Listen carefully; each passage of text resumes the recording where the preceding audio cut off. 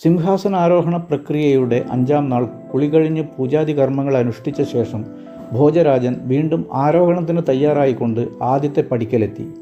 പുരോഹിതന്മാരുടെ മംഗള ശ്ലോകങ്ങളുടെയും പരിചാരികമാരുടെ കുരവയുടെയും അലയൊലികൾക്കിടയിൽ രാജാവ് പടികൾ കയറുവാൻ ആരംഭിച്ചു. 4 പടികൾ കടന്ന് 5-ാമത്തെ പടിയിൽ കാൽവച്ചപ്പോൾ ആ പടിയിലെ സാലഭഞ്ജിക അദ്ദേഹത്തെ തടഞ്ഞു.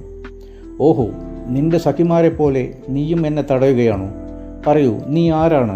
നിനക്കെന്താണ് പറയാനുള്ളത്?" വിക്രമാദിത്യൻ തെല്ലൊരു നീരസത്തോടെ ചോദിച്ചു. "എൻ്റെ പേര് ലീലാവതി. വിക്രമാദിത്യ രാജാവിൻ്റെ ഒരെളിയ പ്രശംസകയാണ് ഞാൻ. ക്ഷമിക്കണം രാജൻ, അങ്ങ് അനൗചിത്യമാണ് കാണിക്കുന്നതെന്ന് എനിക്ക് തോന്നുന്നു. സ്വർണം ധരിക്കേണ്ട കാതിൽ ഇരുമ്പ് വളയം ധരിക്കുന്നത് ഉചിതമാണോ?" ആ പ്രതിമ യാതൊരു വളച്ചുകെട്ടും ഇല്ലാതെ പറഞ്ഞു.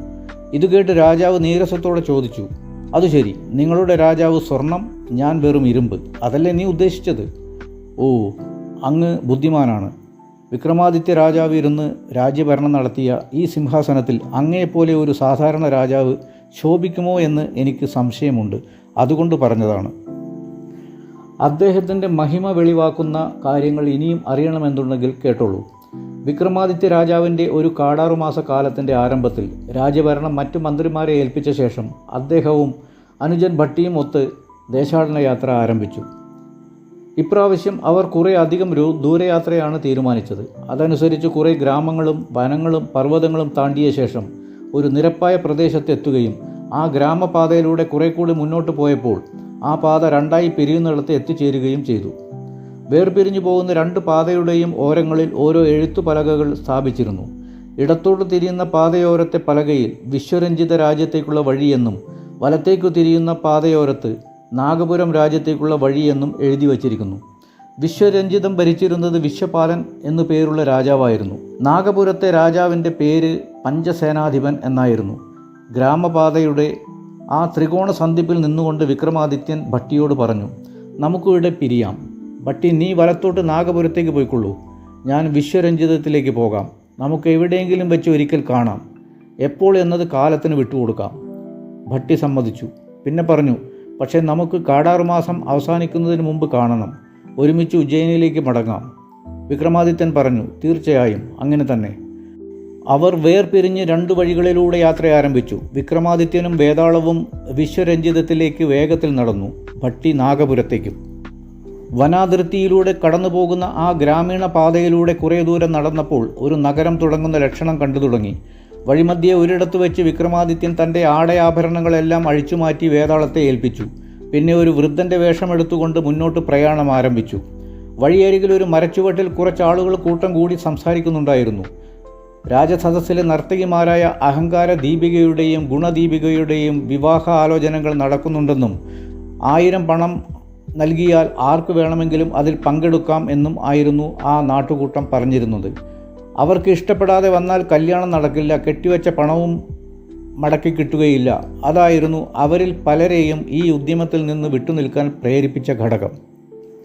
പക്ഷേ നമ്മുടെ വൃദ്ധൻ എന്നാൽ ഒരു കൈ നോക്കാം എന്ന് വിചാരിച്ചുകൊണ്ട് വടിയും കുത്തി നേരെ അഹങ്കാര ദീപികയുടെ മാളികയുടെ മുമ്പിലെത്തി. മാളിക മുറ്റത്ത് തൂക്കിയിട്ട ഒരു മണിയുണ്ടായിരുന്നു. വൃദ്ധൻ ആ മണിയടിച്ചു ശബ്ദമുണ്ടാക്കി. ഒരു പരിചാരിക വന്നു നോക്കിയപ്പോൾ കണ്ടത് ഒരു വൃദ്ധൻ നിന്ന് മണി മുഴക്കുന്നതാണ്. പരിചാരിക ചോദിച്ചു, "എന്താ വേണ്ടത്?"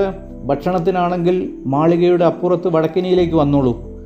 വൃദ്ധവേഷം പൂണ്ട വിക്രമാദിത്യൻ പറഞ്ഞു, "ഞാൻ ഭക്ഷണം കഴിക്കാൻ വന്നതല്ല, നിന്റെ യജമാനത്തിയെ വേളി കഴിക്കാൻ വേണ്ടി വന്നതാണ്. ഇതാ 1000 പണവും കൊണ്ടുവന്നിട്ടുണ്ട്. നീ നിന്റെ യജമാനത്തിയെ വിളിക്ക്." പരിചാരികയ്ക്ക് ചിരി വന്നു. അവൾ ചിരി അടക്കിക്കൊണ്ട് തൻ്റെ യജമാനത്തിയുടെ മുമ്പിലെത്തി പറഞ്ഞു, "തലയ്ക്ക് വെളിവില്ലാത്ത ഒരു വൃദ്ധൻ വന്നിട്ടുണ്ട് തമ്പുരാട്ടിയെ വേളി കഴിക്കാൻ." എവിടുന്നോ സംഘടിപ്പിച്ച 1000 പണവുമുണ്ട് അയാളുടെ കയ്യിൽ. കേട്ടപാടെ അഹങ്കാര ദീപിക ചാടി എഴുന്നേറ്റ് പുറത്ത് വന്ന് നോക്കി. അവിടെ കണ്ടത് ഭിക്ഷക്കാരനെ പോലെ തോന്നിക്കുന്ന ഒരു വൃദ്ധനെയാണ്. അയാൾ തന്നെ നോക്കി പുഞ്ചിരിക്കുന്നു. ഉള്ളിൽ ഉറഞ്ഞുകൂടിയ കലി അടക്കി പിടിച്ചുകൊണ്ട് അവൾ ചോദിച്ചു, "നിങ്ങൾക്ക് എന്തു വേണം?" വൃദ്ധവേഷത്തിലുള്ള വിക്രമാദിത്യൻ പറഞ്ഞു, "ഭവതിയെ വിവാഹം കഴിക്കാൻ വന്നതാണ്. അതിനായി കെട്ടിവെക്കാനുള്ള 1000 പണവും ഞാൻ കൊണ്ടുവന്നിട്ടുണ്ട്." വൃദ്ധൻ പറഞ്ഞു തീരും മുമ്പേ അവൾ കലിമൂത്ത് മുറ്റത്ത് കിടന്നിരുന്ന ഒരു വലിയ വടിയെടുത്ത് വൃദ്ധനെ തലങ്ങും വിലങ്ങും അടിക്കാൻ തുടങ്ങി. വൃദ്ധൻ പറഞ്ഞു, "മതി മതി മതി, ഞാൻ പൊയ്ക്കൊള്ളാം. വിവാഹം ആലോചിക്കാൻ വന്നപ്പോൾ ഇതാണ് സ്ഥിതിയെങ്കിൽ വിവാഹം കഴിഞ്ഞാൽ പിന്നെ എന്തായിരിക്കും പൂരം?" വൃദ്ധൻ അവിടെ നിന്ന് ഓടി രക്ഷപ്പെട്ടു. കലിയടങ്ങാതെ അഹങ്കാര ദീപിക പിന്നെയും എന്തൊക്കെയോ പുലമ്പുന്നുണ്ടായിരുന്നു. വൃദ്ധൻ അവിടെ നിന്ന് നേരെ ചെന്നു കയറിയത് മറ്റേ നർത്തകിയായ ഗുണദീപികയുടെ വീട്ടുമുറ്റത്തേക്കാണ്. അതൊരു ചെറിയ വീടായിരുന്നു. പണവും പ്രതാപവും ഒന്നും ഇല്ലാത്തവരുടേതുപോലുള്ള ഒരു സാധാരണ വീട്. വൃദ്ധൻ മുറ്റത്തെത്തി മണിമുഴക്കി. ഗുണദീപിക വാതിൽ തുറന്നു. സുന്ദരിയായിരുന്നു അവൾ. അവളുടെ നടത്തത്തിനും ഒരു നൃത്തത്തിൻ്റെ താളമുണ്ടായിരുന്നു. എന്തിനാണ് വന്നത്? ഗുണദീപിക ചോദിച്ചു. നിനക്ക് വിവാഹാലോചന നടക്കുന്നുണ്ടെന്ന് കേട്ടു. അതറിഞ്ഞു വന്നതാണ്. എനിക്കാണെങ്കിൽ വയസ്സായി. ഈ പ്രായത്തിൽ എന്നെ പരിചരിക്കുന്നതിനായി ഒരു ഭാര്യ വേണമെന്ന് തോന്നി. അപ്പോഴാണ് ഭവതിയുടെ കാര്യം അറിഞ്ഞത്. കെട്ടിവെക്കാനുള്ള 1000 പണം ഞാൻ കൊണ്ടുവന്നിട്ടുണ്ട്. ഇത്രയും പറഞ്ഞപ്പോഴേക്കും വൃദ്ധൻ കിതയ്ക്കാൻ തുടങ്ങിയിരുന്നു. ഗുണദീപികയ്ക്ക് അയാളുടെ ഈ അവസ്ഥ കണ്ട് ദയ തോന്നി. ഈ അവസ്ഥയിൽ വൃദ്ധനെ വീട്ടിൽ നിന്നും ഇറക്കിവിടാൻ അവൾക്ക് കഴിഞ്ഞില്ല. അവളുടെ ഉള്ളിൽ വൃദ്ധനോടുള്ള അനുകമ്പ ഏറി വരികയായിരുന്നു. അവൾ അയാളോട് പറഞ്ഞു, എനിക്ക് കാഴ്ചയും കാണിക്കയും ഒന്നും വേണ്ട, നിങ്ങൾ കയറിയിരിക്കൂ. വൃദ്ധന് കുളിക്കാൻ ചൂടുവെള്ളവും കഴിക്കാൻ ഭക്ഷണവും നൽകി. ശ്വാസതടസ്സമുണ്ടെന്ന് കണ്ട് അടുത്തുള്ള ഒരു വൈദ്യനെ വരുത്തി ശുശ്രൂഷ നൽകി. വൃദ്ധൻ ആശ്വാസമായി കൊണ്ട് അവിടെ വിശ്രമിച്ചു. ഇതിനിടെ അഹങ്കാര ദീപികയ്ക്ക് കലാധരൻ എന്ന ഒരു ധനാഢ്യനായ യുവാവിനെ ഭർത്താവായി ലഭിച്ചിരുന്നു. പടുവൃദ്ധനെ ഭർത്താവാക്കിയ ഗുണദീപികയെ ഓർത്ത് അവൾ പൊട്ടിച്ചിരിച്ചു. അടുത്ത തവണ കൊട്ടാരത്തിൽ നൃത്തത്തിനെത്തിയപ്പോൾ പലരുടെയും മുമ്പിൽ വെച്ച് അഹങ്കാര ദീപിക ഗുണദീപികയെ പരിഹസിച്ചു. ഈ കിഴവനെയല്ലാതെ മറ്റാരെയും കണ്ടുപിടിക്കാൻ അവൾക്ക് കഴിഞ്ഞില്ലല്ലോ എന്ന് കുത്തുവാക്ക് പറഞ്ഞ് പ്രകോപിപ്പിക്കുവാൻ ശ്രമിച്ചു. ഗുണദീപികയും വിട്ടില്ല. അവളും തിരിച്ചു പറഞ്ഞു, അതെൻ്റെ സ്വന്തം കാര്യമാണ്, എനിക്ക് അതാണ് ഇഷ്ടം, നിനക്കതിൽ കാര്യമില്ല. അവർ തമ്മിൽ വാക്കുപോരും മുറുകിയപ്പോൾ ഒടുവിൽ രാജാവിന് ഇടപെടേണ്ടി വന്നു. നൃത്ത സദസ്സിലെത്തി വഴക്ക് കൂടിയതിന് ശിക്ഷയുണ്ടെന്ന് രാജാവ് പറഞ്ഞു. അവസരം മുതലാക്കിക്കൊണ്ട് അഹങ്കാര ദീപിക പറഞ്ഞു, ക്ഷമിക്കണം രാജൻ, എൻ്റെ തെറ്റിന് പ്രായശ്ചിത്തമായി 10,000 പണം ഞാൻ നാളെ തന്നെ പിഴയടയ്ക്കാം. ഇത് കേട്ട് ഗുണദീപിക ഞെട്ടിപ്പോയി. ഇത്രയും പണമടയ്ക്കാൻ തൻ്റെ കയ്യിലില്ല. ഇതറിഞ്ഞുകൊണ്ട് അഹങ്കാരി തനിക്കെതിരെ ഒപ്പിച്ച ഒരു സൂത്രപ്പണിയാണിതെന്ന് ഗുണദീപിക തിരിച്ചറിഞ്ഞു. ഗുണദീപിക ഒന്നും മിണ്ടിയില്ല. അവൾ വീട്ടിൽ മടങ്ങിയെത്തി ആരോടും ഒന്നും പറയാതെ ജോലികളിൽ ഏർപ്പെട്ടു. വൃദ്ധൻ അവളെ ശ്രദ്ധിക്കുന്നുണ്ടായിരുന്നു. അയാൾ ചോദിച്ചു, എന്തുപറ്റി ഗുണദീപികയെ, മുഖം വാടിയിരിക്കുന്നല്ലോ. അവൾ ഉത്തരം പറയാതെ ഒഴിഞ്ഞു മാറാൻ ശ്രമിച്ചു. പക്ഷേ വൃദ്ധൻ വീണ്ടും വീണ്ടും ചോദിച്ചു കൊണ്ടിരുന്നു. നിവൃത്തിയില്ലാതെ അവൾ അന്ന് നടന്ന എല്ലാ കാര്യവും വൃദ്ധനെ അറിയിച്ചു. അങ്ങയെ വിഷമിപ്പിക്കണ്ടല്ലോ എന്ന് കരുതിയാണ് പറയാതിരുന്നത്, അവൾ പറഞ്ഞു. വൃദ്ധൻ പറഞ്ഞു, കഷ്ടം, എന്നെ കൂടെ പാർപ്പിക്കുക കാരണം നിനക്ക് ഈ ഗതി വന്നല്ലോ. വേറെ ആരെങ്കിലും ആയിരുന്നെങ്കിൽ ഈ ഘട്ടത്തിൽ നിന്നെ സഹായിച്ചേനെ. അമ്മ മഹാമായ എന്തെങ്കിലും വഴി കാണിച്ചു തരാതിരിക്കില്ല. സമാധാനമായി ഉറങ്ങൂ. അന്നു രാത്രി വൃദ്ധൻ വേതാളത്തെ വരുത്തി നാണയങ്ങൾ നിറച്ച ഒരു കുടുക്ക സംഘടിപ്പിച്ചു.